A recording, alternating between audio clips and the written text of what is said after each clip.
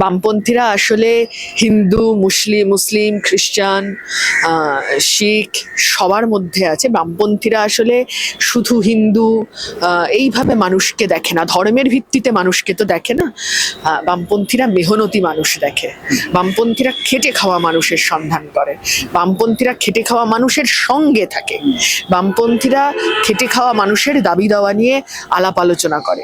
এই যে দেখছেন মমতা সভা করছে, শুভেন্দু অধিকারী পাল্টা সভা করছে, এগুলো না সবই প্রি ডিজাইনড, প্রি প্ল্যান্ড। আসলে মমতা এমন কিছু কথা বলবে যার পরে দাঁড়িয়ে আবার ওই হিন্দু মুসলিম ভাগ করতে নামবে শুভেন্দু অধিকারীর মতন লোকেরা যারা বিজেপিতে রয়েছে এখন।